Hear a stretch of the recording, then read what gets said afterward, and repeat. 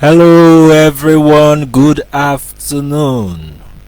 I trust you are enjoying your holiday this time around. Happy new month, happy independence to everyone. If you can hear me loud and clear, just put that in the comment section. We are going to be discussing the role of branding in Nigeria export success today. This is just another edition of our live webinar on Facebook, and this month it promises to be filled with exciting discussions and different kind of topics that we are going to be discussing within the export sector. So stay tuned to our schedules and our live timetable that will be updated and posted on the page. Okay, so today we are looking into the role of branding in Nigerian export success. And first of all, how do you incorporate branding into your business, into your export business? This is one of the reasons why we looked into export business plan in our previous webinar. One of the ways in which you can strategically integrate branding into your export business is to make sure you have the right export business plan. Your export business plan will really help you to strategically plan for how you are going to package and brand your product, whatever commodities you are looking to export, and how it's going to really help you to push that product out there into other countries or other markets across the world. So why are we looking into exports into branding today? Branding is a game changer when we are looking at the competitiveness that is in the market in exporting. And in one of our classes, if you still remember, when I explained to you that you have about 3 different kind of competition in the export market, that is those who are exporting the same thing that you are exporting out of the country in your own country, that is in your location. The citizens, or let me say the businesses from your target export market, that is the country you want to export to, those who actually have an active business over there and they are already in Nigeria or have a representative in Nigeria and exporting the same material or product themselves to their own country. That's another kind of competition. Then you also have those who are over there who are Nigerians, and live in that target market and are also doing the business of importing products from Nigeria to that country. So you have various cadres of competition to assess, and so all this will really help you while you are working on your export business plan. You be able to strategically put your branding game together. Okay, so why are Nigerian exporters struggling in the market? So one of the things that one of my clients told me sometimes back is that whenever he wants to clear foodstuffs at the port, if the foodstuff is coming via airport, for instance, once he gets to the place where he has to pick up his foodstuffs, like his products, that products that coming from Nigeria are easily recognized. You can easily identify that, oh, this particular product is coming from Nigeria. This particular product is coming from Nigeria. Why? Because of the way it was packaged. So according to him, when you see products coming in from other countries other developed countries, you see the way it was packaged, that it was packaged neatly and nice, and it looks very good. But for for Nigerians, everything is just mumbo jumbo together, and the packaging is not nice and it's not looking good. So you can easily identify that, oh, this is coming from Africa or somewhere around West Africa. So this is one of the reasons why it's just good for you to lay a very good branding foundation for your export centric business. Okay, so let's look at what is branding. What is branding? While we were taking export business plan the other day, I was trying to say something like your export business plan is just like your business plan, like the general business plan. The difference is just that it focuses on exporting, international trade, and that's also what branding is all about. So in branding, your mindset is that the export market or the target country you want to export to, how is that country organized? What's their structure? What's their language? How is the communication in that language? So these are just some of the things you want to look at that will really influence your branding. So branding is more than a logo, it's perception, trust and reputation. So how do you want this target audience to see your product?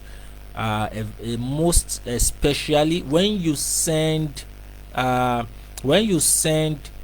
samples of that product. So samples of your product, you send some to Dubai, you send some to the UK, you send some to the US, you send some to the UAE, Malaysia, Turkey, and what have you. By the time that product lands in that country, how do you want them to see it? Are they going to trust it? Are they going to see something that's really unique about it? So what's the promise that you are actually giving your customer or your client, that if you buy my products, or if I export this palm oil to you, these are the benefits or the advantages? So branding in the export market context, so that's what we are looking at or talking about today, and that's why I was saying that when you look at that country that you want to export to, that market that you want to export to, how are you going to brand your product? If it is an Arabic country or an Islamic country, your brand strategy will be different from when you are targeting the United Kingdom. It will be different from when you are targeting somewhere in Canada, like Newfoundland, for instance.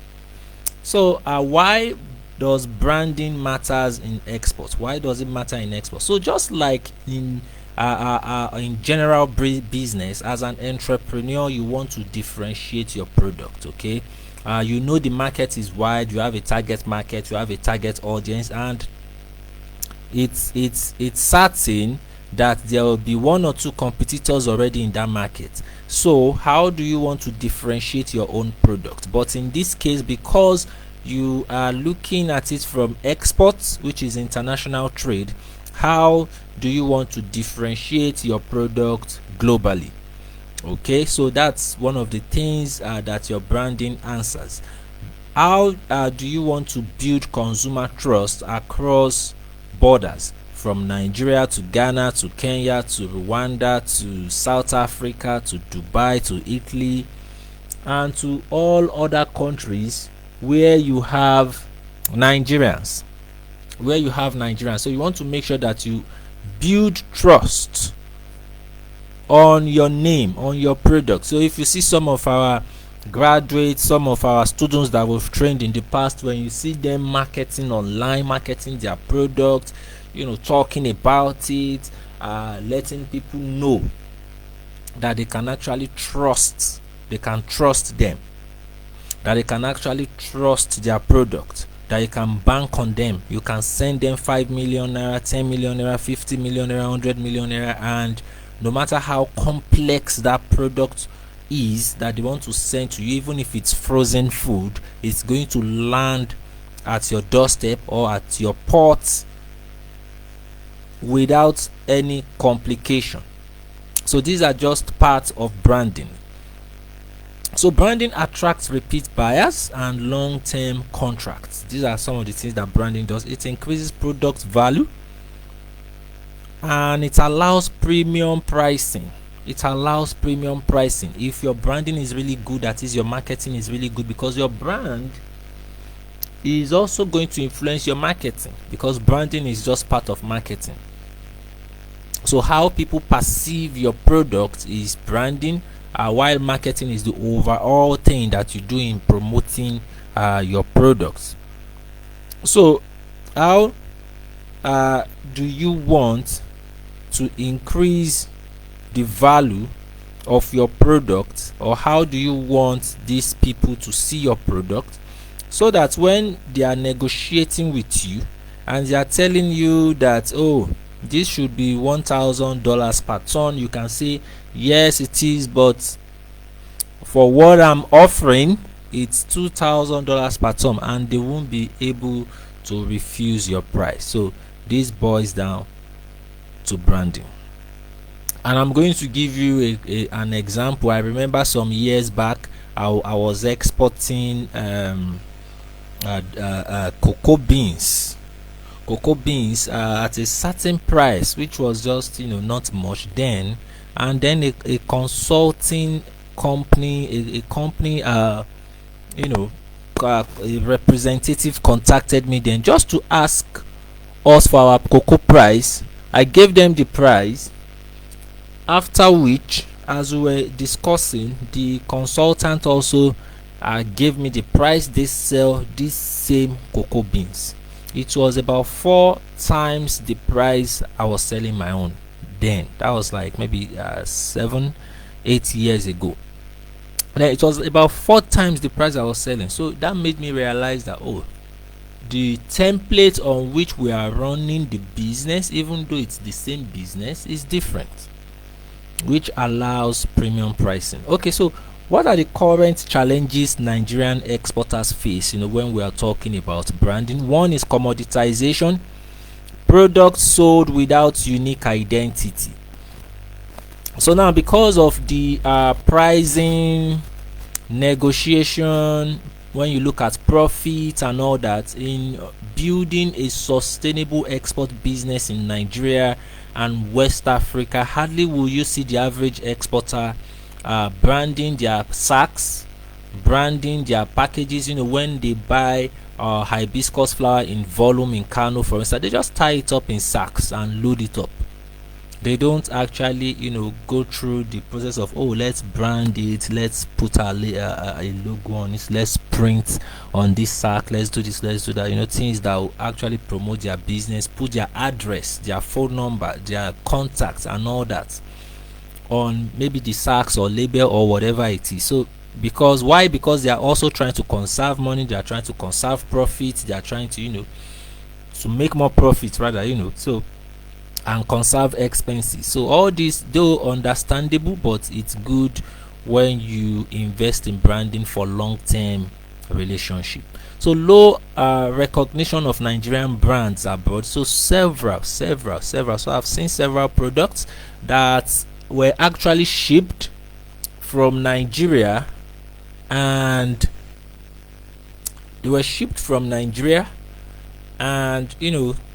sold, repackaged in another country as a product that was made from another country and sold in that country. So that happens a lot. So a classic example of that is our charcoal.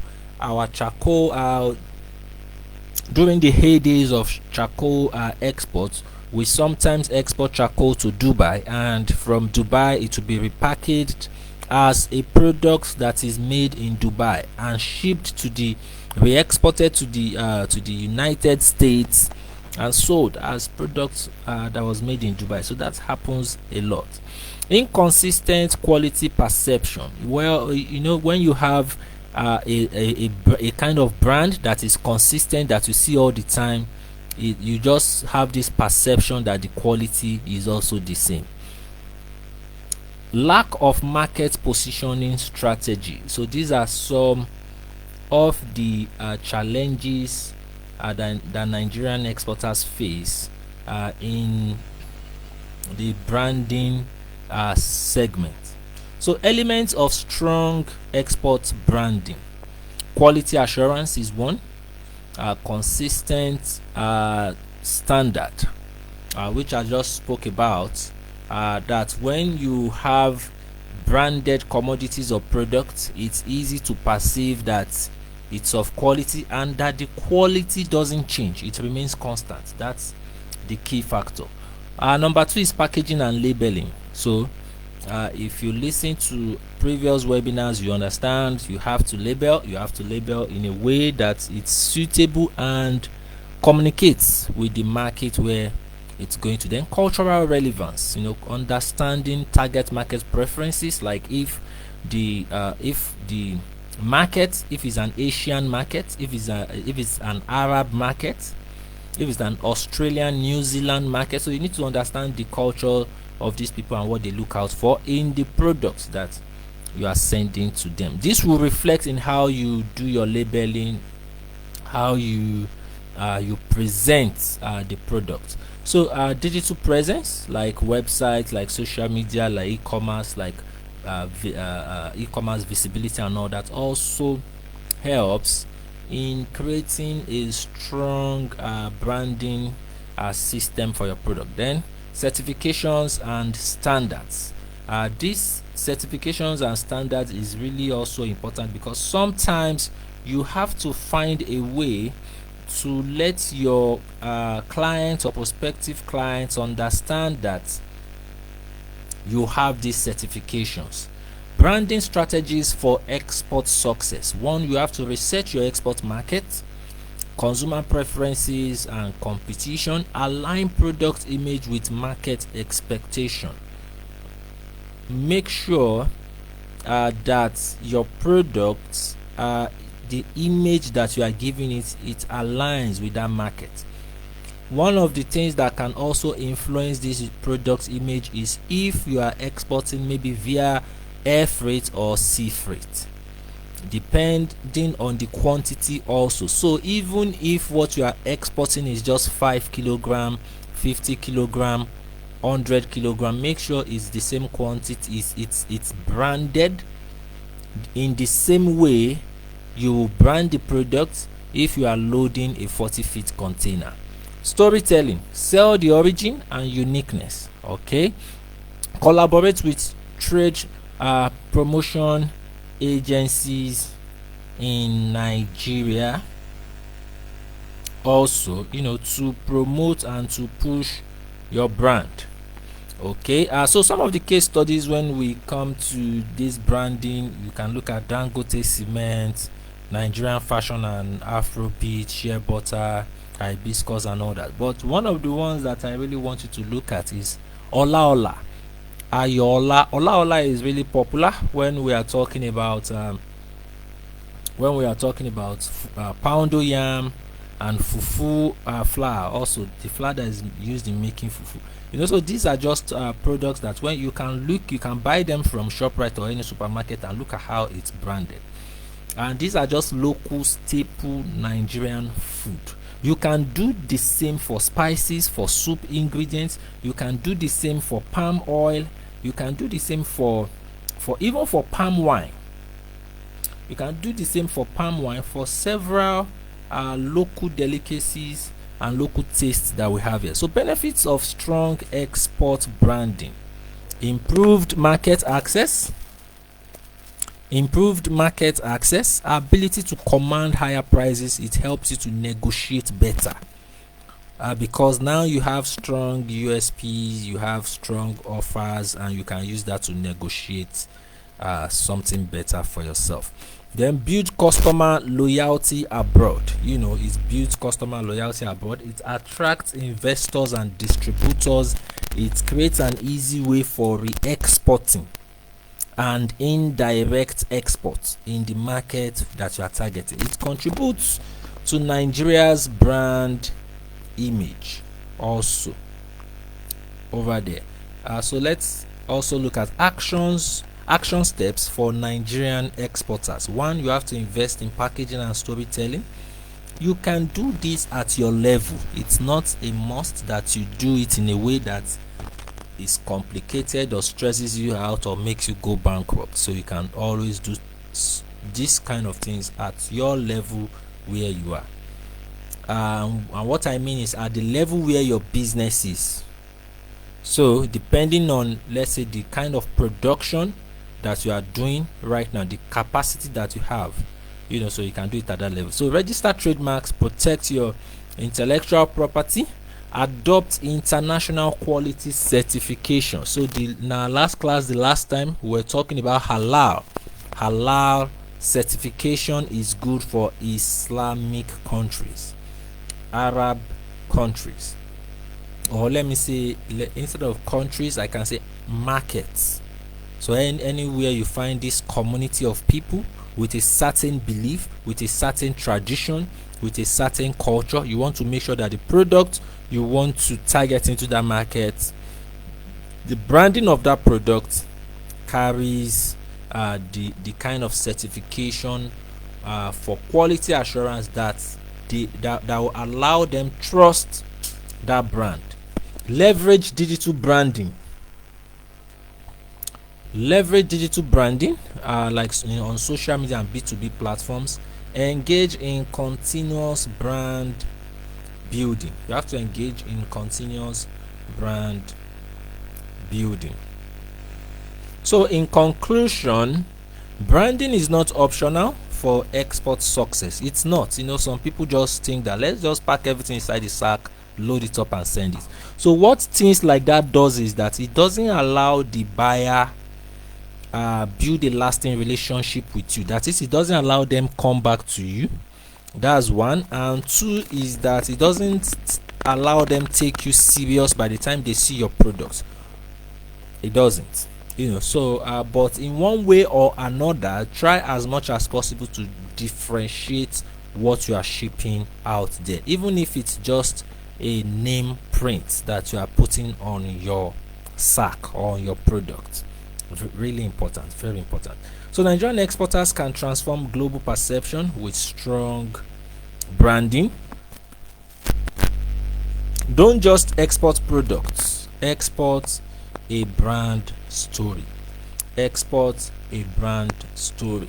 If you've learned something from today's class, make sure to like, to comment, and you can also share the link with friends and families that you know that need this webinar, this information that we are discussing now.